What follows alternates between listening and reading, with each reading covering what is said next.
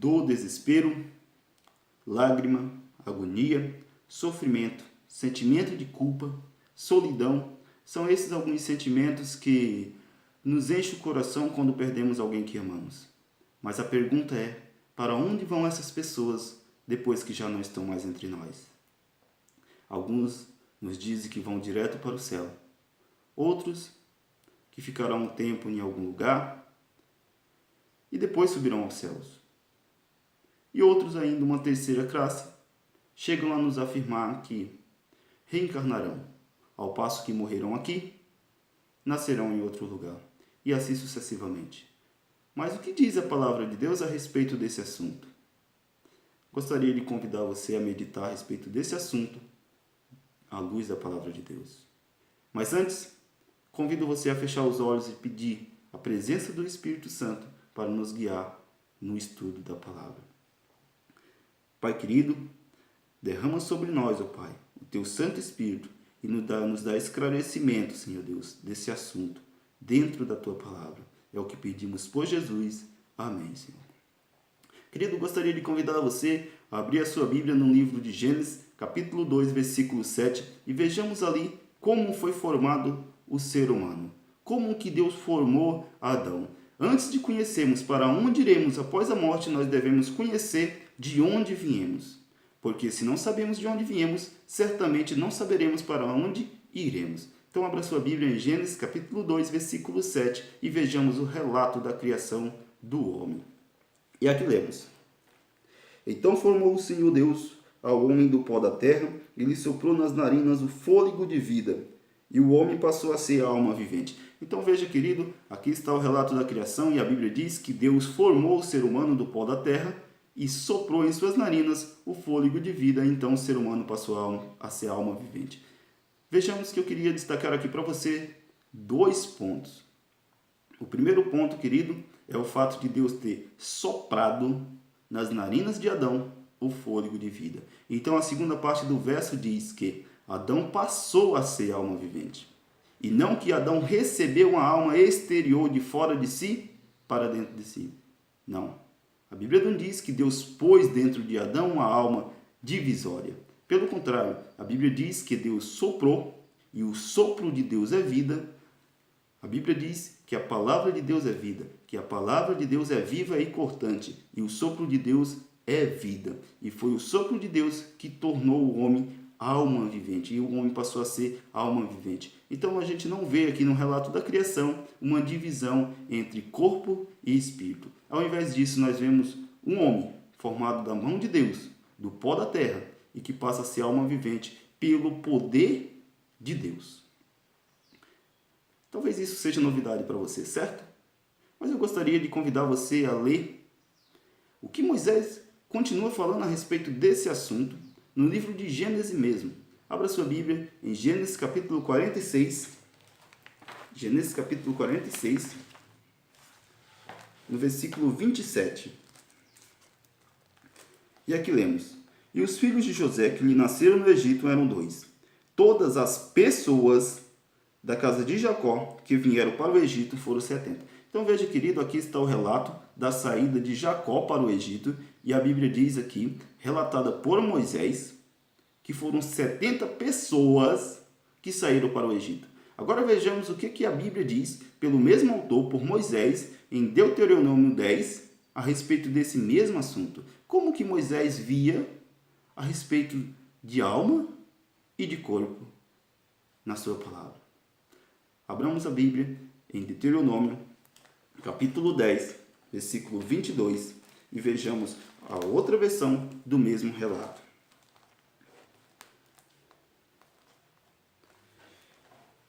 E aqui lemos. Com 70 almas, lá em Gênesis, Moisés está dizendo que são 70 pessoas. Agora em Deuteronômio, capítulo 10, versículo 22, Moisés está dizendo que são 70 almas. Teus pais desceram ao Egito, e agora o Senhor teu Deus te pôs como as estrelas dos céus em multidão. Então veja, querido, que é o mesmo relato, feito pelo mesmo autor, com uma visão diferente. Lá ele usa a palavra pessoas. E agora em Deuteronômio ele usa a palavra almas. Veja, querido, que Moisés, assim como nós, não fazemos distinção entre corpo e almas. Não fazemos divisão entre o corpo e as almas. Antes, entendemos que corpo e alma se refere a uma única coisa, ou seja, a uma pessoa. Então, queridos, nós chegamos a detectar, diante da palavra de Deus, que nós não temos uma alma, e sim que nós somos uma alma vivente, que permaneceremos vivos enquanto há fôlego de vida, que é dom de Deus, circulando pelo nosso corpo. Quando esse fôlego for tirado, nós voltaremos ao pó, como no princípio éramos. Certo? Agora eu gostaria de convidar você a ver o que Salomão fala a respeito do estado dos mortos. Abra sua Bíblia no livro de Eclesiastes, no capítulo 9 de Eclesiastes, o versículo 5 e depois o versículo 10. Abra sua Bíblia em Eclesiastes, capítulo 9, o versículo 5 e o versículo 10. E aqui lemos, Eclesiastes, capítulo 5. Eclesiastes, capítulo 9, versículo 5. Porque os vivos sabem que hão de morrer, mas os mortos não sabem coisa alguma.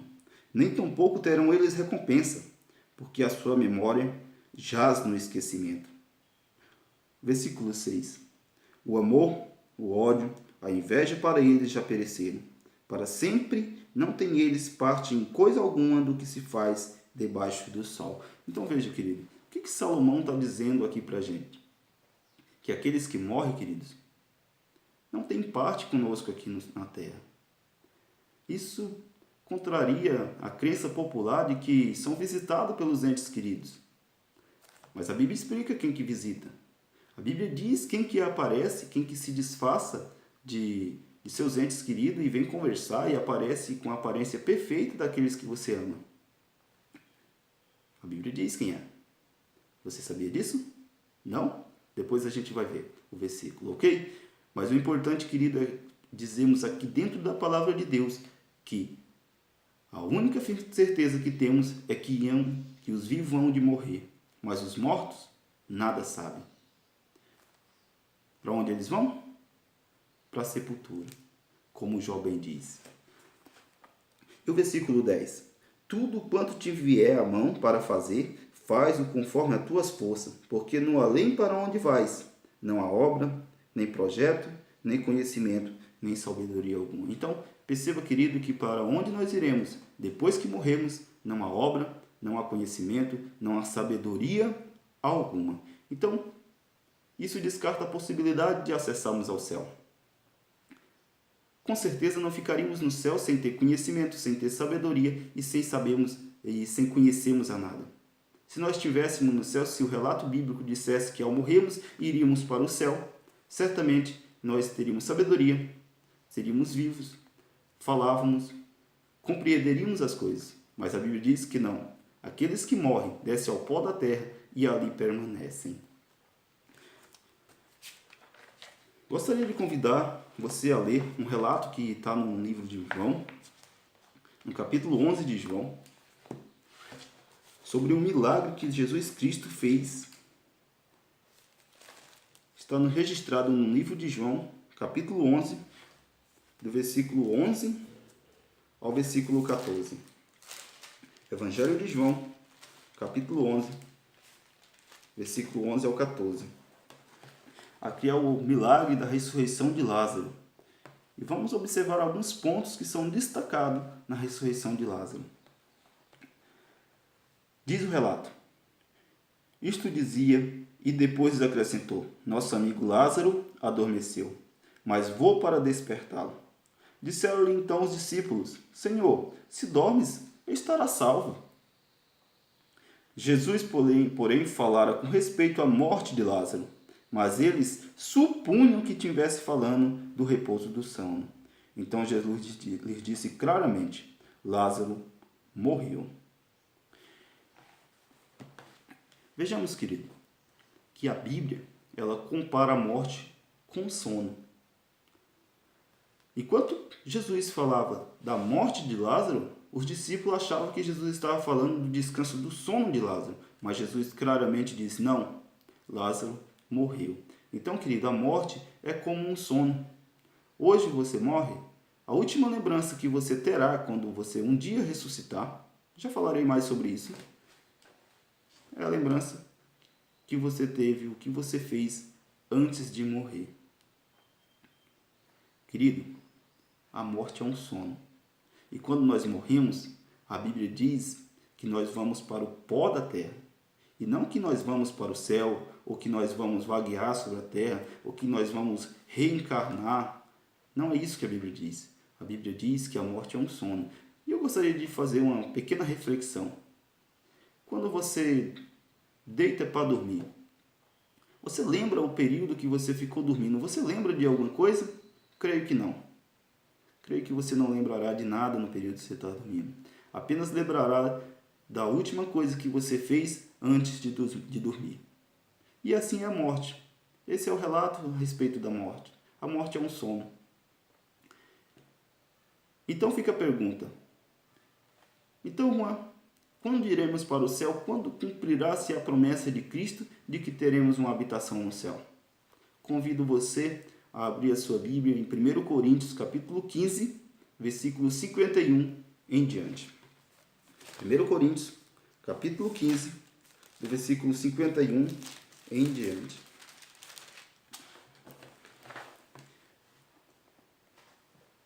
Primeiro Coríntios, capítulo 15, versículo 51 em diante, aqui lemos: Eis que vos digo um mistério, nem todos dormiremos, mas transformados seremos todos, num momento, num abrir e fechar de olhos, ao ressoar da última trombeta. A trombeta soará, os mortos ressuscitarão incorruptíveis, e nós seremos transformados. Porque é necessário que este corpo corruptível se transforme, se revista de incorruptibilidade, e que o corpo que é mortal se revista da imortalidade. E quando esse corpo corruptível se revestir de incorruptibilidade, e o que é mortal se revestir de imortalidade, então se cumprirá a palavra que está escrita. Tragada foi a morte pela vitória. Ok, querido. Então aqui vemos um relato. E aqui a Bíblia diz que um dia, no ressoar da última trombeta. E quando será o ressoar da última trombeta, Juan? Quando será o ressoar da última trombeta? O ressoar da última trombeta, querido, será na volta de Jesus. Conforme está em Apocalipse, capítulo 8. O ressoar da última trombeta será na volta de Jesus. E quando a trombeta soar, os mortos ressuscitarão incorruptíveis.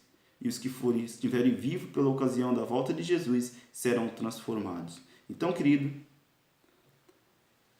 essa questão que os mortos vão para o céu não tem base bíblica. Isso é um engano provocado pelo inimigo de Deus. Conforme ele se apresentou em Gênesis 3, dizendo para Eva que ela não morreria se ela comesse do fruto, ele permanece até hoje enganando as pessoas, afirmando que elas não morrerão. E sim, que elas são eternas. Mas lembre-se, querido, a Bíblia diz, lá em Timóteo, que o único que tem eternidade em si é Deus. Então nós não somos eternos. Nós morremos por consequência do pecado, porque o salário do pecado é a morte. Mas a nossa esperança, querido, é a volta de Jesus. O dia que Jesus voltar, ao soar da trombeta, os que tiverem mortos ressuscitarão para a vida eterna. E os que tiverem vivos serão transformados e levados para o céu. Subiremos juntos e nos encontraremos com Jesus nos ares. Você crê nisso? Tem dúvidas ainda sobre esse assunto? Ok. Pode nos perguntar, envie e-mail, envie vídeos, envie comentários que estaremos respondendo essa pergunta. Que continuaremos lançando mais luz sobre esse assunto. Existem muitos outros textos que nos dão mais luz, mais claridade a respeito disso. Ok? Espero que esse vídeo tenha sido esclarecedor sobre este assunto. Então, querido. E a respeito do aparecimento de seus entes queridos, talvez você já tenha visto. Eu costumo muito ouvir relatos, pessoas terem visto seus parentes, terem conversado com ele. A Bíblia diz em 1 Coríntios capítulo 11, versículo 13, que Satanás se transforma em anjo de luz, querido. E que essas pessoas que aparecem como seus parentes não são seus parentes. Antes, são anjos de Satanás, te conduzindo ao engano, para sustentar aquele erro, aquele engano, aquela mentira que ele lançou sobre Eva lá no Jardim do Éden, que o ser humano não morreria, mas que viveria eternamente como Deus. Mas lembre-se, o único que tem eternidade em si é Deus. Nós somos mortais e do pó nós viemos, para o pó voltaremos. Mas a nossa esperança está na volta de Jesus, onde todos aqueles que aceitaram a mensagem de Deus, todos aqueles que aceitaram Jesus como seu Salvador pessoal, ressuscitarão e reinarão com ele, com Deus, por 1000 anos no céu. Ok? Gostaria de convidar você a fechar os olhos e fazermos uma oração. Quero orar por você. Pai eterno, hoje falamos aqui, Senhor, de um assunto um tanto difícil para a compreensão, Senhor. Uma vez que o inimigo tem procurado enganar essas pessoas, Senhor. E esse engano tem se alastrado de tal maneira que muitos acreditam nesse engano, Senhor. Mas a Tua palavra não ensina desse jeito. Nos ajuda, Senhor, através do Teu Espírito, a crermos na Tua palavra, Senhor. Abra a mente dessa pessoa que está do outro lado, ouvindo esta oração, vendo este vídeo, Senhor. E que ela possa crer no assunto que aqui foi falado, Senhor. Que o Senhor a abençoe, que o Senhor a proteja, que o Senhor a guarde. É o que desejamos, Senhor. Em nome e por amor de Jesus. Amém, Pai.